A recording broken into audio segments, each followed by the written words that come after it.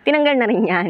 Syempre marami para naman medyo unique tayo at kakaiba, tinanggal na yung decals dito. Para gusto ko kasi yung simple lang, very minimalist lang pagdating sa motor. So, yun yung ginawa namin. And pati dito, kulay pula to dati. Kulay pula. Yan. Pero yan, Shopee lang yan. Pero quality naman. May mga glitters pa ako nakikita, oh. Ganda, di ba? And of course, pagdating dito is naka pa rin tayo. May digital naman na maliit dito, small digital lang, pero analog pa rin yung type natin dahil nga datihan na to, pero sabi nila may darating daw na ang bago. Sabi, ewan ko, 2025, bagong Raider. Sana dumating yung hybrid daw. But just comment down below na lang kung kailan talaga dating kasi wala naman tayong alam doon. But, meron na tayong FI nga pala, Suzuki FI. Pero, may kamahalan din. At yung mga darating pasusunod, mas higher CC na, di ba? Kaya, abangan nyo yun. And, commercial lang yun. Hi, it's me Nix and welcome to our YouTube channel. Today, medyo mainit yung panahon. Kanina kasi naambon, hindi ko maintindihan kung anong weather bang meron dito sa Tagaytay. So, we are here located at Bella Villa, Tagaytay. Saan nakita niyo yung bahay? So, nandito kami sa labas. Kaya medyo mahangin-hangin. At medyo madumi yung motor namin kasi galing digmaan to. So, ito yung ating Suzuki Raider 150 car. And then, ano nga ba makikita rito? Sabi nila, laos na nga ba to? Kasi kahit first generation, second generation, old breed, new breed, parehas lang naman to. Pero para sa akin at sa karamihan naman ng mga gumagamit pa rin ito, hindi to nalalaos. Alam niyo bakit? Dahil sa performance naman hindi ka mabibitin. And sa performance hindi naman talaga ikaw mahuhuli pagdating sa daan. Talaga namang pag sinabi Suzuki Raider 150, sinasabi nga nila na may mga hambog na mga gumagamit nito. Ba't natawa?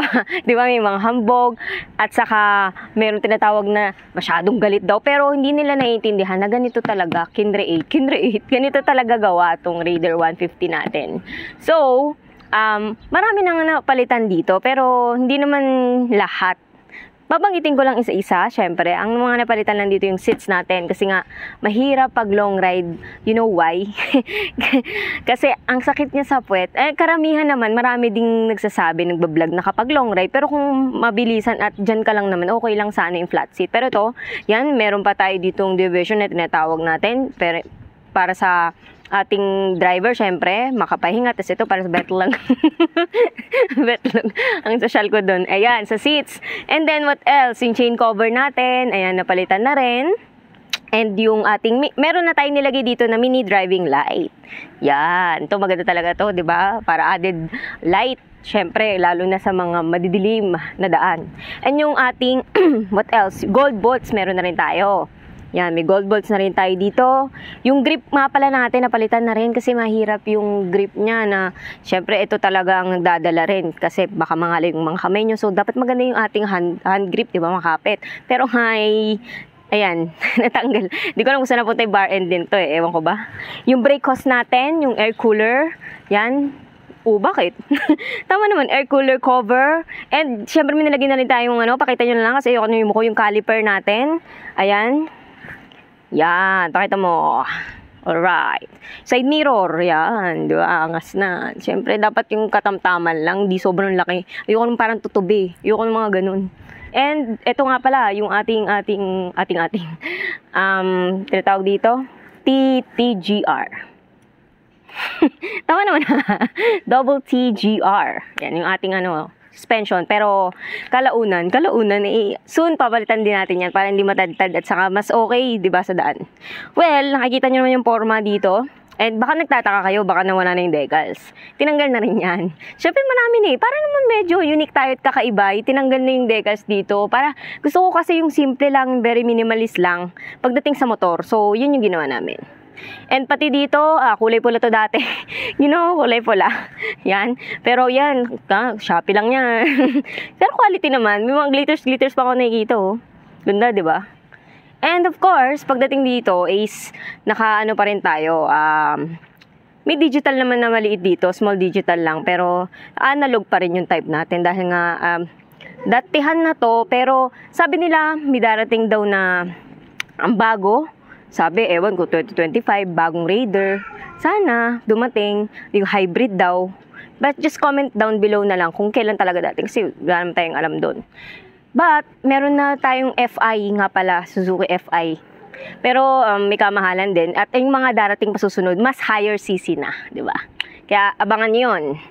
And, commercial lang yun. What else makikita natin? So, just common naman nakikita nyo, di ba? Meron tayong, mga switches here, di ba? So, just common, di ko na babanggitin isa-isa. And, yung ating naka-key type pa rin tayo, pero Ford yung nakalagay. Ano na? Hello? Charot. Pero Ford yung nakalagay, di ba? Angas eh. Sa Suzuki na naka-emblem dito na chrome. Yan, di ba? Ito ating ilaw. Siyempre, ano na ba to? LED na para to, di ba? LED light na rin yan. LED light plus mini driving light. Tapos common eh. Suspension niya maliit. No, kulit eh, no? Talagang itong parang may pagka, although maliit lang, ito nga yung maganda sa Suzuki kasi kahit saan ka sumangat, di ba? Maliit lang yung gulong natin.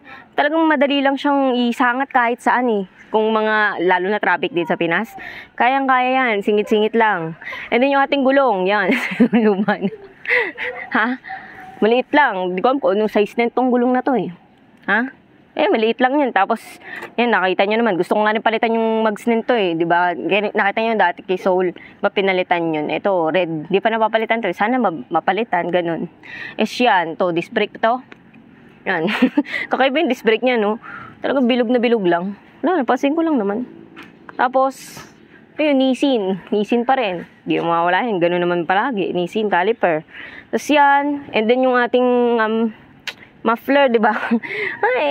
Dito ko lang nakita sa Suzuki itong ganitong muffler eh, no? Wala siyang ang laki lang. Stainless ba to? Stainless na kasi Suzuki 825G48. Ewan ko, ano yan? Yan, di ba? And then, dito sa likod, ganun din naman. So, tingnan na natin. May pagkakaiba ba yung gulong sa likod at harap? Ano mas malaki? Sa tingin ninyo? Sa unahan, no? Piling sa unahan, eh. Tapos yan, sabi ko nga, TTGR yung ano niya, di ba? Tapos ito nilagay ba to rito? Talagang ganyan na to, Rossi. Itong ano pala tayo kasi dito, chain type pa rin, yan, no? Chain type. So, yan, nakita nyo, tapos Suzuki na to. Side niya, kita nyo, wala na ako masabing decals kasi nga malinis na wala na. Tinanggal na. And, ano pa ba? And sa gas naman, sa fuel consumption, I'm not sure kung ilang liters, pero hindi naman siya sobrang maano sa gas, magastos. Saktuhan lang. Hindi naman din matipid, hindi naman din magastos. Minimal lang. Nasa neutral lang ba. Tapos meron na rin ako nilagay dito. Dahil nga nawala yung decals, may nilagay pa rin dito na emblem na chrome material dito, R150. Meron di ba dyan? Yun, R150. Oh, so, what else? Dahil nga, manual to. Yan, di ba? Manual. So, makikita nyo na dyan, yung mga up, and down. So, hindi ko na mabanggitin yun. And, especially, huwag nyo kalimutan i-subscribe yung aming YouTube channel na Motomo, Facebook, and TikTok. So, abangan nyo na lang yung hybrid na lalabas daw sa 2025 higher CC. Sabi daw And of course, thank you so much Ipapakita lang ko sa inyo. Wait, warning, charot. And here, papakita ko sa inyo yung ating still stainless vacuum cup. So, pakita natin, CCTV. Ito yung, pa-freebies sila sa Bella Villa. Nakain na namin yung, pie ba yun? Na kanina lang. Ayan. Tanggalin ko na. Bella Villa. Taray. May pas tumbler tayo. Thank you so much kay Sir Philip for having us here.